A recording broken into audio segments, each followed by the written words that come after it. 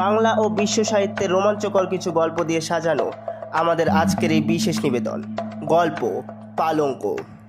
ভিডিওর শুরুতেই গল্প পালঙ্ক ইউটিউব চ্যানেলের পক্ষ থেকে সবাইকে জানাই শুভ নববর্ষের আন্তরিক প্রীতি শুভেচ্ছা এবং আমার চেয়ে বয়সে বড়দের জানাই অনেক অনেক অনেক প্রণাম।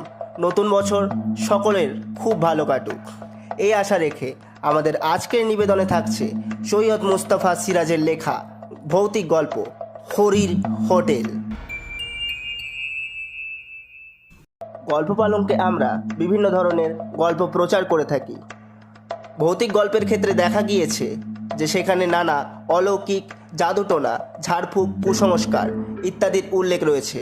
গল্প পালঙ্কের কোনো সদস্যই কোনো রকম কুসংস্কারকে সমর্থন করে না বা কোনো দেবদেবীকে ছোট করে না এবং আমরা আশা করব গল্প পালঙ্কের শ্রোতারাও কুসংস্কার মুক্ত হয়ে গল্পগুলিকে উপভোগ করবেন।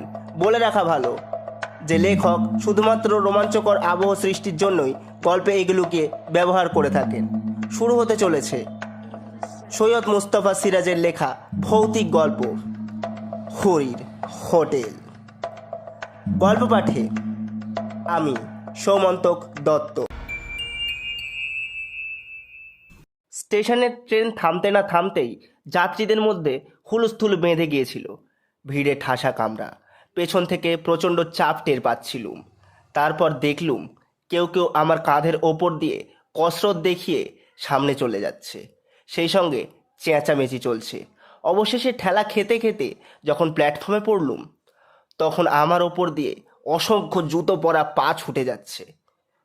অনেক চেষ্টায় উঠে দাঁড়িয়ে দেখি অন্য সব কামরা থেকেও পিল পিল করে মানুষ স্টেশনের গেটের দিকে ছুটে চলেছে। রাগ করে লাভ নেই, কার উপরেই বা রাগ করব। নিমেষে প্ল্যাটফর্ম নির্জন নিঝুম হয়ে গেল। কাঁধের ব্যাগ আর পোশাক ঝেড়ে ঝুড়ে রুমালে মুখ মুছলুম। ট্রেনটা হুইসেল বাজিয়ে আস্তে সুস্তে চলে গেল। সেই সময় হঠাৎ মাথায় এলো ট্রেনে ডাকাতি হচ্ছিল সম্ভবত, তাই অত সব যাত্রী প্রাণ ভয়ে ট্রেন থেকে ঝাঁপিয়ে পড়ে পালিয়ে গেল। এতক্ষণে ভয় পেলুম। রাত 8টা বাজে। প্ল্যাটফর্মে আর স্টেশন ঘরে আলো জ্বলছে, গেটে মানুষজন নেই। সেখানে গিয়ে একটু দাঁড়ালুম। ডাকাতরা ট্রেন থেকে নেমে স্টেশন ঘরে ঢুকে হামলা করেছে কিনা তা দেখবার জন্য উকি মারলুম। না, স্টেশন ঘরে উর্দি পরা এক ভদ্রলোক চেয়ারে চোখ বুজে বসে ছিমোচ্ছেন। তাকে বললুম, একটা কথা জিজ্ঞেস করতে পারি? তিনি চোখ না খুলেই বললেন, পারেন, তবে আপনার বরাতে হরির হোটেল আছে। অবাক হয়ে বললুম, হরির হোটেল মানে? এ তল্লাটে নতুন এসেছেন? যাবেন কোথায়? কাঞ্চনপুর। সেখানে কার বাড়ি যাবেন? একটু বিরক্ত হয়ে বললুম, সেখানে আমার বন্ধুর বাড়ি। রেলকোট পরা ভদ্রলোক এবার চোখ খুলে একটু হেসে বললেন, আপনার বন্ধু আপনাকে এখানকার হাল হদিস কিছুই জানায়নি দেখছি। তা কি আর করবেন, হরির হোটেল এখন আপনার ভবিতব্য। কথা না বাড়িয়ে বললুম, গেটে টিকিট নেওয়ার লোক নেই, টিকিটটা নেবেন কি? টিকিট কেটেছেন? তাই এর তল্লাটে নতুন প্যাসেঞ্জার, টিকিট কাটবেন বই কি। ইচ্ছে হলে দিন, না হলে দেবেন না। বুঝলুম এই ভদ্রলোকই স্টেশন মাস্টার, মাথায় হয়তো ছিট আছে। টিকিটটা ওর সামনে টেবিলে রেখে বললুম, আচ্ছা এবার বলুন তো, অত সব যাত্রী ট্রেন থেকে ওভাবে মরিয়া হয়ে নেমে দৌড়ে পালালো কেন? আজ যে শনিবার, তাতে ট্রেন 4 ঘন্টা লেট। বুঝলুম না। বুঝতে পারবেন। গেট পেরিয়ে নিচের চত্বরে যান। গেট পেরিয়ে গিয়ে দেখি কয়েক ধাপ সিঁড়ির নিচে একটা খোলামেলা জায়গা, এক প্রান্তে কিছু দোকানপাট। অস্পষ্ট জ্যোৎস্নায় লক্ষ্য করলুম চত্বর একেবারে জনহীন। আমার সহকর্মী ও ঘনিষ্ঠ বন্ধু নির্মল বলেছিল, স্টেশন থেকে নামতেই বাস, সাইকেল রিক্সা বা এক্কা ঘোড়ার গাড়ি কিছু একটা পেয়ে যাব, কিন্তু কোথায় তারা? একটা চায়ের দোকানে আলো জ্বলছিল, সেখানে গিয়ে বেঞ্চে বসে বললুম, পরের বাস কটায় দাদা? চাওয়ালা আমার দিকে তাকিয়ে মুচকি হেসে বলল, বাবুমশাই, আসা হচ্ছে কোত্থেকে? কলকাতা। ঠিক ঠিক। তা যাওয়া হবে কোথায়? কাঞ্চনপুর। পরের বাস কখন আসবে? বাবু মশাই, এ রাত্রিরে আর বাস আসবে না। আসবে সেই ভোরবেলা। কেননা রাত্রিরে তো এই স্টেশনে আর কোনো ট্রেন থামে না। সাইকেল রিক্সা বা এক্কা গাড়ি। সাইকেল রিক্সা বা এক্কা গাড়ি। চাওয়ালা হাসল। আজ্ঞে না, খামোকা কেন রাত্রেবেলা ওরা আসবে? বাবু মশাই, আপনি বড় ভুল করেছেন। আসবার সময় দেখেননি সোনাগড় জংশনে হঠাৎ ট্রেনের কামরায় বেজায় ভিড় হয়েছিল? মনে পড়ে গেল। বললুম, তুমি ঠিক বলেছ। কামরা একেবারে ফাঁকা ছিল। হঠাৎ ওই জংশনে ভিড়ের চাপে কোণঠাসা হয়ে গিয়েছিলুম। ব্যাপারটা হলো, এ তল্লাটের অসংখ্য লোক সোনাগড়ের কলকারখানায় চাকরি করে। তারা প্রতি শনিবারে বাড়ি ফেরে, রোববারটা কাটিয়ে আবার সোমবারে সোনারগড় যায়। আপনি যদি ট্রেন থেকে নেমেই ওদের সঙ্গে দৌড়ে আসতেন, তাহলে হয়তো বাসে বা সাইকেল রিক্সা নয়তো এক্কা গাড়িতে ঢুকে যেতে পারতেন। হ্যাঁ, সহজে পারতেন না, একটু কসরত করতে হতো, এই যা। এবার ব্যাপারটা বুঝতে পারলুম। নির্মলের ওপর রাগ হলো। এই ব্যাপারটা আমাকে তার খুলে বলা উচিত ছিল, কিন্তু আর রাগ করে লাভ নেই। তাছাড়া নির্মলের মেয়ের অন্নপ্রাশন কাল, রবিবার। আমি কবে যাব নির্দিষ্ট করে তাকে তো বলিনি, শুধু বলেছিলুম নিশ্চয়ই যাব, শনিবার পর্যন্ত অপেক্ষা করিস। বললুম, এক কাপ চায়ের ব্যবস্থা করা যায় না দাদা? চাওয়ালা গম্ভীর মুখে মাথা নাড়ল। না বাবু মশাই, উনুনে আমার রাতের রান্না শেষ করে জল ঢেলে দিয়েছি, আর চা করার কোনো উপায় নেই। আচ্ছা, হরির হোটেলটা কোথায়? লোকটা যেন চমকে উঠল। হরির হোটেল? তাকে কখনো হরির হোটেলে খেয়েছিলেন নাকি? না, আমি তো এখানে প্রথম আসছি। হরির হোটেলের কথা স্টেশন মাস্টারের মুখে শুনলুম। ও, হরির হোটেলে যখন যাওয়ার ইচ্ছে হয়েছে চলে যান, তবে একটু দেখে শুনে যাবেন, বলে চাওয়ালা আমার মুখের সামনেই দোকানের ঝাঁপ ফেলে দিল। এখানে দেখছি সবই অদ্ভুত, লোকজনও অদ্ভুত। হরির হোটেলে যেতে দেখে শুনে যাব কেন? কিছু বোঝা গেল না। এতক্ষণে চাঁদ আরও উজ্জ্বল হয়েছে। সব দোকানপাট বন্ধ, শুধু শেষ দিকটায় আলো জ্বলছে। সেখানে গিয়ে দেখলুম একটা ঘর খোলা আছে। দরজার কাছে টেবিলের সামনে একজন রোগাটে গড়নের কালো রঙের লোক বসে আছে। পরনে ধুতি আর হাত কাটা ফতুয়া। ভেতরে দুসারি লম্বা বেঞ্চের সঙ্গে উঁচু ডেস্ক কাটা। দেখেই বোঝা যায় এটা একটা হোটেল। এই তাহলে হরির হোটেল? লোকটি আমাকে দেখেই কেন যেন সবিনয় করজোরে নমস্কার করলো। আমিও নমস্কার করে বললুম, এটাই কি হরিবাবুর হোটেল? সে জিভ কেটে মাথা নাড়ল। আজ্ঞে স্যার, দয়া করে আমাকে বাবু বলবেন না। আমি একজন সামান্য লোক। বাইরে টাঙানো সাইনবোর্ড দেখুন, লেখা আছে অন্নপূর্ণা হোটেল, কিন্তু এ তল্লাটে সবাই বলে হরির হোটেল। ঠিক সেই সময় আমার মনে পড়ে গেল আজ বেলা 11টায় খেয়েছি। তারপর ট্রেনে বার তিনেক বিস্বাদ চা, আর একই সময় ডাল ভাত, ঝোল মিশ্রিত লোভনীয় খাদ্যের তীব্র ঘ্রাণ আমার বাঙালি পেটে প্রচণ্ড ক্ষুধার উদ্রেক করল। শটান হোটেলে ঢুকে কাছের বেঞ্চে বসলুম। ব্যাগটা এক পাশে রেখে বললুম, আমার খুব খিদে পেয়েছে, শিগগিরই কিছু ব্যবস্থা করুন হরিবাবু। ডাল ভাত যা হোক। হরি ডাকলো, খেদা, ও খেদা, ঘুমলি নাকি? ভেতর থেকে ঢাওলা হাফ প্যান্ট পরা একটা নাদুস নুদুস গোলগাল গড়নের যুবক এসে এক গাল হেসে বলল, তখন তোমাকে বলেছিলাম না হরিদা, দুমুঠো চাল বেশি করে নি, আর তরকারি তো অনেক আছে। হরি বলল, তাহলে স্যারকে একখানা পুরো মিল দে। কিছুক্ষণের মধ্যেই গোগ্রাসে এক থালা ভাত ডাল তরকারি মাছ পরম তৃপ্তিতে খেয়ে ঢেঁকুর উঠল। হাত মুখ ধুয়ে এবং মুছে বললুম, অপূর্ব, খাসা আপনার হোটেলের রান্না। খেয়ে এমন তৃপ্তি জীবনে পাইনি।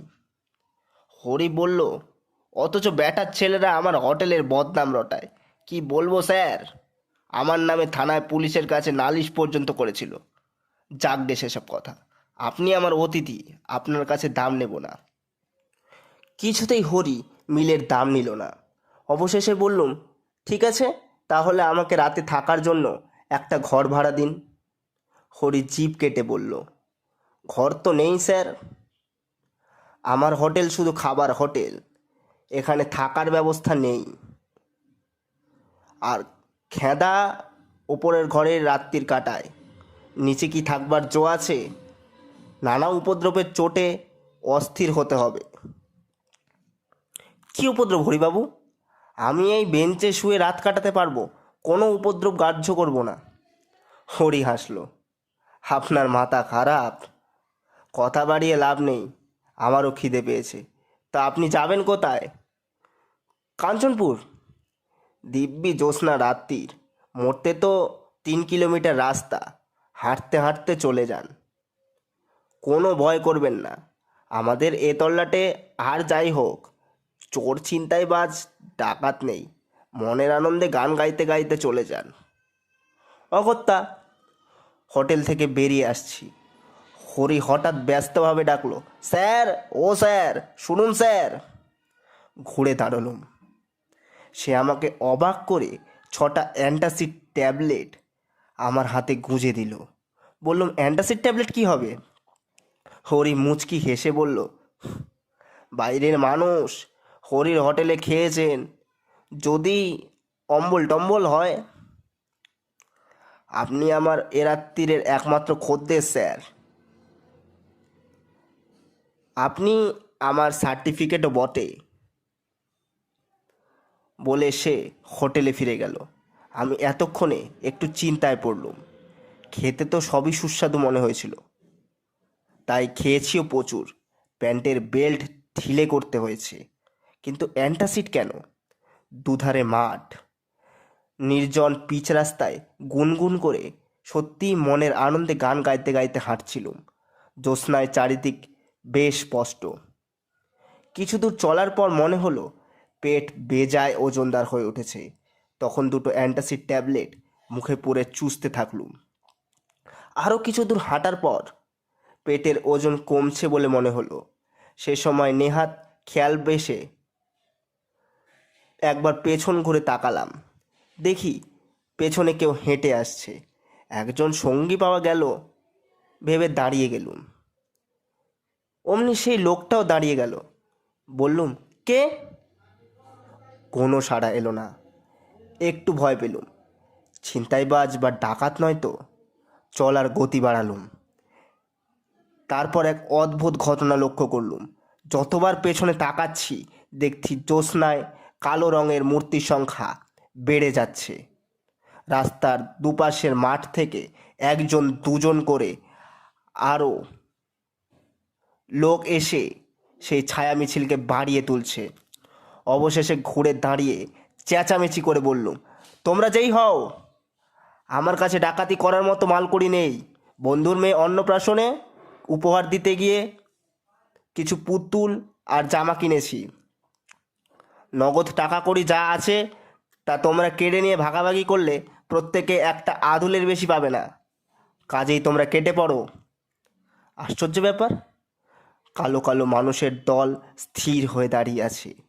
তারপর আবার কিছুটা হেঁটে গিয়ে ঘুরে দেখি তারা সমান দূরত্বে আমাকে অনুসরণ করছে। এরা কারা?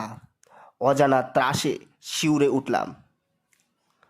সাহস দেখিয়ে খুব চেঁচিয়ে বললুম, সাবধান, আমার কাছে রিভলভার আছে, আমি পুলিশের লোক, গুলি করে মুন্ডু উড়িয়ে দেব। কিন্তু সেই হুমকিতেও কাজ হলো না। আমি যত দ্রুত হাঁটছি তারা একই দূরত্বে নিঃশব্দে হেঁটে আসছে। আমি থমকে দাঁড়ালে তারাও থমকে দাঁড়িয়ে যাচ্ছে। এই অদ্ভুত মায়াকালো মিছিল পেছনে নিয়ে হাঁটা সহজ ছিল না। আমার গলা তৃষ্ণায় শুকিয়ে যাচ্ছে।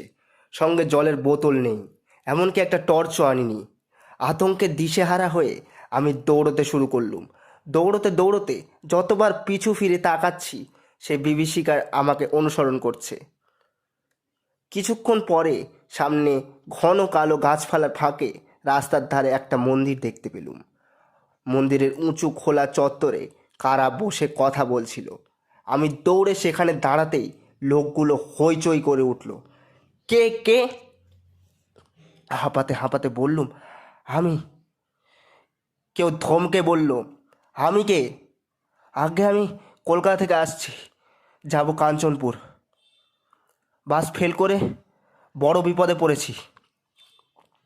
একজন বলল, তাই বলুন, তা বিপদটা কি? একদল কালো কালো লোক আমাকে ফলো করে আসছে। সর্বনাশ, আপনি কি হরির হোটেলে খেয়েছেন? খেয়েছি, বড্ড খিদে পেয়েছিল। অমনি সবার মধ্যে হইচই পড়ে গেল। ওরে, এ হরির হোটেলে খেয়েছে রে! সর্বনাশ!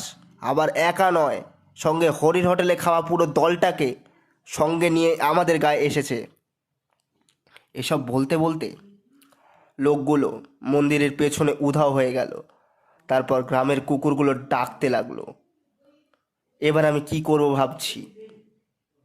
সেই সময় দেখলুম উঁচু চত্বরের পাশে একজন লোক দাঁড়িয়ে আছে। বললুম, দেখুন মশাই, কি অদ্ভুত ব্যাপার! বিপদে পড়ে এখানে ছুটে এলুম, অথচ ওরা এমন করে পালিয়ে গেলেন। লোকটি খিক খিক করে হেসে বলল, পালাবারই কথা। আপনি হরির হোটেলে খেয়েছেন কি না? করুণ সুরে বললুম, কেন, হরির হোটেলে খেলে কি হয়?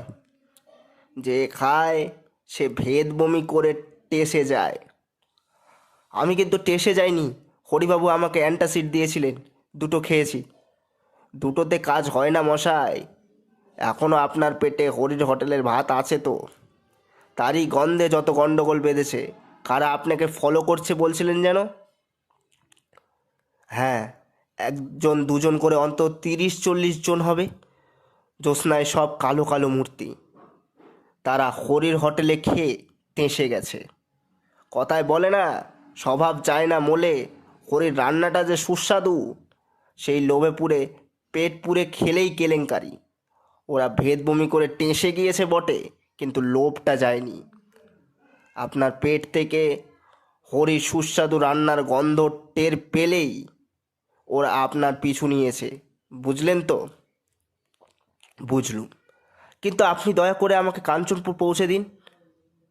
কাঞ্চনপুর আরও প্রায় 1 কিলোমিটার। সেখানে কাদের বাড়ি যাবেন? নির্মল সিংহের বাড়ি। ও, সিংহি মশাইয়ের বাড়ি। চলুন, আমার বাড়িও ওই গ্রামে। তবে সাবধান, আপনি আগে আগে চলুন, আমি যাব পেছনে। কেন, আপনি কি আমাকে ভয় পাচ্ছেন? কিচ্ছু বলা যায় না। হরির হোটেলে আজ পর্যন্ত যারা খেয়েছে সবাই ফেঁসে গেছে। আহা, বলছি তো আমার কিছু হয়নি। লোকটি খিক খিক করে হেসে বলল, টাটকা কেঁসে যাওয়া বডি তো, তাই প্রথম প্রথম কিছু টের পাওয়া যায় না। মনে হয় এই তো দিব্য আমার বডিখানা আস্ত আছে, কিন্তু আত্মার ভ্রম। আসলে বডি কখন চিতায় পুড়ে ছাই হয়ে গেছে। কি অদ্ভুত! মোটেও না, এমন হতে পারে। আপনার বাড়ির স্মৃতি আপনাকে এখনো আস্ত রেখেছে। যাকগে, চলুন। পিছনে তাকাবেন না, আমিও তাকাবো না। কিছু দূর হেঁটে যাওয়ার পর বললুম, দেখুন আপনার কিছু দূর হেঁটে যাওয়ার পর বললুম, দেখুন, আপনার যেমন আমাকে ভয় করছে, তেমনি আমারও আপনাকে ভয় করছে। কখন পিছন থেকে আপনি কি করে বসবেন? ঘাড় মটকে দেবো বলতে চান? যা অবস্থা, তাতে এবার এটুকুই যা বাকি। বাজে কথা বলবেন না। আপনি তো বড় অকৃতজ্ঞ মানুষ। আমাকে মানুষ বললেন যখন, তখন আর আমাকে ভয় কেন? বরং আপনার ভয় পাওয়া উচিত যারা আমাকে ফলো করে আসছিল তাদের। লোকটি থমকে দাঁড়ালো। এই রে, এক্কেবারে ভুলে গেছি। আমার জামার বাঁ পকেটে টর্চ আছে, বের করা যাক। আগে আপনাকে টর্চের আলোয় দেখে নিই, তারপর কেউ পেছনে ফলো করছে কিনা দেখা যাক। বলে সে টর্চের আলো জ্বেলে আমাকে খুঁটিয়ে দেখল। তারপর ঘুরে দাঁড়িয়ে পেছনের দিকে টর্চের আলো ফেলল। কয়েক মুহূর্তের জন্য আলোয় দেখলুম একদল আস্ত কঙ্কাল ছিটকে দুধারে গাছপালার মধ্যে লুকিয়ে পড়ল। আর লোকটাও সেই দৃশ্য দেখে প্রচণ্ড বেগে দৌড়ে কোথাও উধাও হয়ে গেল। আমার সৌভাগ্য, তার হাত থেকে জ্বলন্ত টর্চটা ছিটকে পড়েছিল।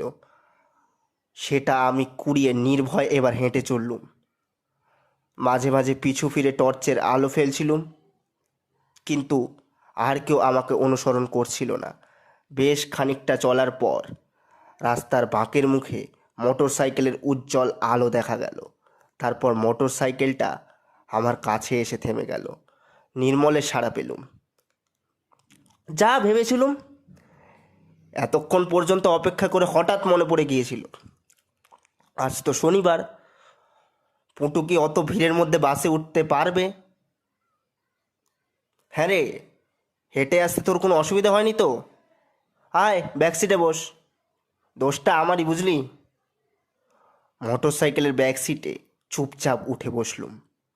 যা ধকল গেছে, এখন আর কোনো কথা নয়, না পরেও আর কোনো কথা নয়। এমনকি হরির হোটেলে খাবার কথাও চেপে যাব। হরির দেওয়া অ্যান্টাসিডের ট্যাবলেট দেখিয়ে বলবো রাতে কিছু খাবো না, পেটের অবস্থা ভালো না। তাছাড়া আমি হরির হোটেলে খেয়ে এসেছি জানলে নির্মল নির্ঘাত আমাকে ফেলে পালানোর চেষ্টা করবে। তার মানে মোটর সাইকেলের অ্যাক্সিডেন্ট আর আমি নিজেই ভূত হয়ে যাব। সর্বনাশ! শুধু একটাই ভাবনা, হরির হোটেলের ভাত যতক্ষণ না পুরো হজম হচ্ছে ততক্ষণ কি নির্মলের বাড়ির আনাচে কানাচে সেই ছায়া কালো কালো মিছিলের মূর্তিগুলো গন্ধ শুকতে শুকতে ঘুর ঘুর করে বেড়াবে? দেখা যাক। শুনছিলেন সৈয়দ মুস্তাফা সিরাজের লেখা ভৌতিক গল্প হরির হোটেল। আবার দেখা হবে সামনের সপ্তাহে। গল্পটি ভালো লাগলে like, comment, share and subscribe করে আমাদের পাশে থাকুন। আর সাবস্ক্রাইব করার সময় বেল আইকন প্রেস করে নোটিফিকেশান অন করতে ভুলবেন না যেন।